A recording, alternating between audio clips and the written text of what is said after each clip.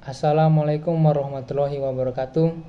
Shalom, Om Swastiastu, salam budaya dan kebajikan. Di video kali ini saya akan menjelaskan sedikit mengenai bentuk distorsi pasar dalam pandangan ekonomi Islam. Sebelum masuk materinya, izinkan saya memperkenalkan nama terlebih dahulu.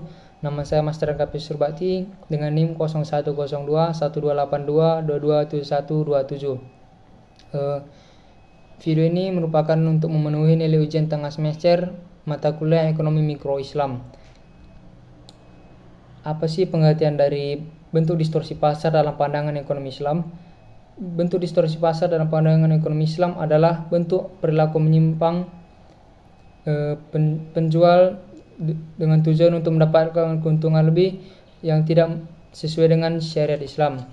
Nah, dalam distorsi pasar ada 3 jenis bentuknya, yaitu yang pertama rekayasa penawaran dan permintaan.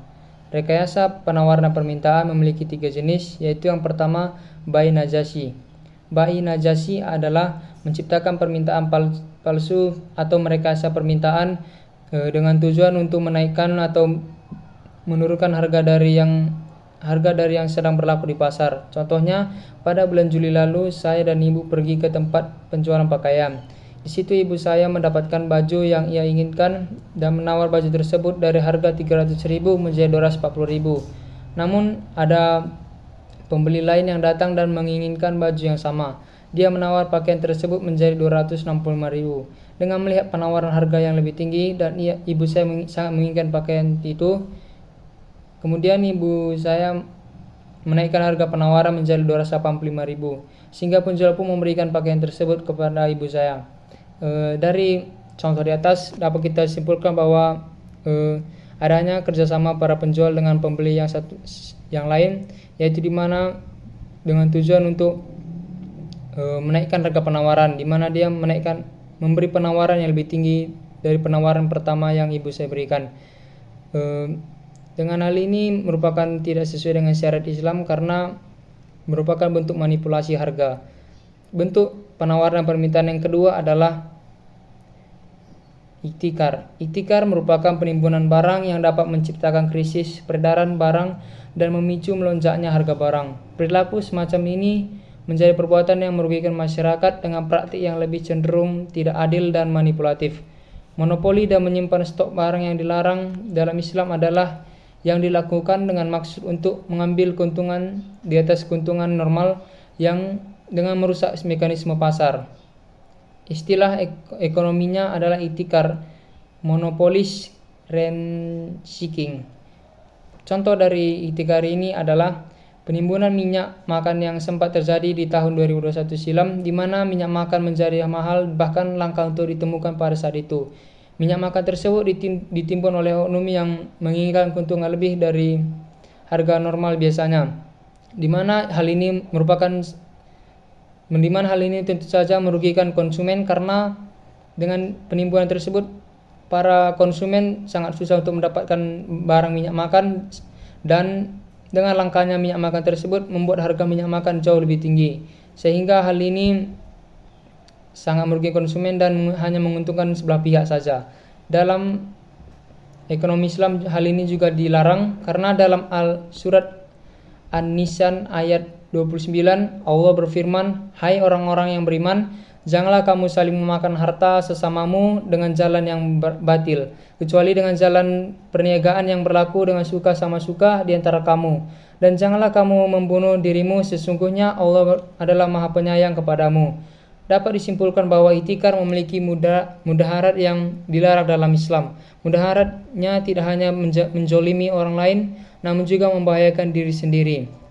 Bentuk penawaran dan permintaan yang ketiga adalah talaki rukban, juga disebut sebagai talaki asilai.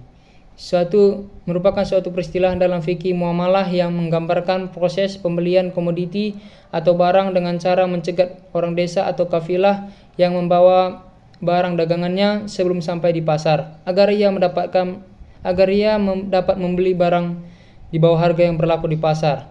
Praktik ini mendatangkan kerugian bagi orang desa yang belum mengetahui atau buta dengan harga yang berlaku di pasar tersebut. Contohnya ketika itu saya dan ayah saya membawa hasil pertanian berupa cabai ke pasar, dan itu sudah sangat sore, dan sebelum sampai ke pasar atau masih di pintu gerbang pasar tersebut, kami dicegat oleh oknum yang menginginkan barang kami, di mana dia berdalil bahwa cabai di pasar sudah sangat banyak sehingga sangat susah untuk diperjualbelikan, dan dia menawarkan untuk membeli barang tersebut dengan harga lebih murah dari pasar. Dengan pendapat pembeli tadi membuat ayah saya gusar sehingga memberikan barang tersebut untuk dibeli oleh oknum tadi.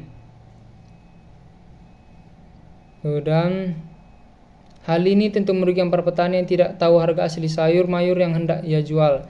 Sebagaimana telah disebutkan dalam hadis yang diriwayatkan oleh Ibnu Kumar dari Abdullah bin Tawus dari ayahnya Ibnu Abbas berkata, Nabi SAW pernah bersabda, janganlah kalian menjemput atau menyahut kafilah dagang, dan janganlah orang kota membeli barang dagang orang desa. Lalu aku bertanya pada Ibnu Abbas, apa yang dimaksud tidak boleh membeli barang dari orang desa? Ia berkata, dalam jual beli tidak ada simsar. Adanya pelarangan ini dikarenakan adanya unsur ketidakadilan atas tindakan yang dilakukan oleh pedagang yang tidak menginformasikan harga yang sesungguhnya yang terjadi di pasar.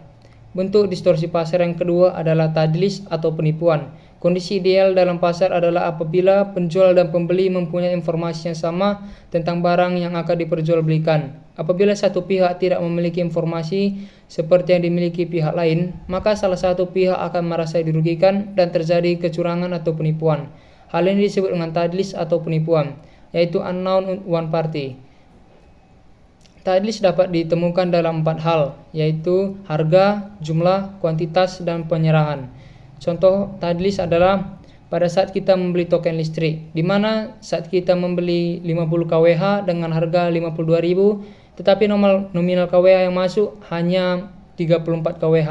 Sedangkan saat kita membeli listrik 200 kWh dengan harga 203.000, akan tetapi nominal kWh yang masuk hanya 133,90 kWh, di mana tidak ada kejelasan nominal kWh yang akan diterima oleh pembeli. Hal ini tentu membuat konsumen merasa dirugikan pada saat membeli token listrik. Keadaan ini jika berpedoman pada teori yang menyebutkan bahwa rukun dan syarat jual beli hendaklah baik penjual dan pembeli mempunyai syarat, yakni berakal, tidak terpaksa atau suka sama suka, tidak mubazir dan balik. Maka yang terjadi pada sistem jual beli semacam ini, pihak pembeli merasakan tindakan kezaliman dengan merasa dirugikan karena tidak mengetahui dari awal berapa nominal volume barang atau nominal kWh yang akan diterimanya. Bentuk distorsi pasar yang ketiga adalah tagrir atau ketidakpastian. Menurut Ibnu Taimiyah, gharar terjadi bila seseorang tidak tahu apa yang tersimpan bagi dirinya pada akhir suatu kegiatan jual beli. Berbeda dengan tadlis, di mana incomplete information hanya dialami oleh satu pihak saja atau unknown to one party. Misalnya pembeli saja atau penjual saja. Dalam tagrir, incomplete information ini dialami oleh kedua belah pihak, baik pembeli maupun penjual. Karena itu, kasus tagrir terjadi apabila ada unsur ketidakpastian yang melibatkan kedua belah pihak atau uncertain to both parties. Tagrir juga dapat ditemukan dalam 4 hal, yaitu dalam harga, jumlah, kualitas, dan waktu penyerahan. Contoh dari ketidakpastian adalah ketika kita membawa sepeda motor kita ke bengkel, di mana ketika kita membawa sepeda motor ke bengkel, maka sudah pasti kita tidak akan tahu berapa nominal yang harus kita keluarkan untuk memperbaiki kereta tersebut, karena mungkin ada beberapa kerusakan yang harus diperiksa oleh montir terlebih dahulu.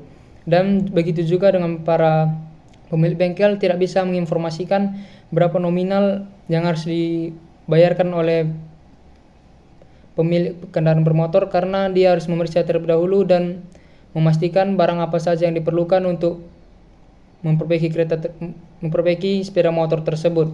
Sehingga dengan hal ini terjadinya ketidakpastian dalam transaksi,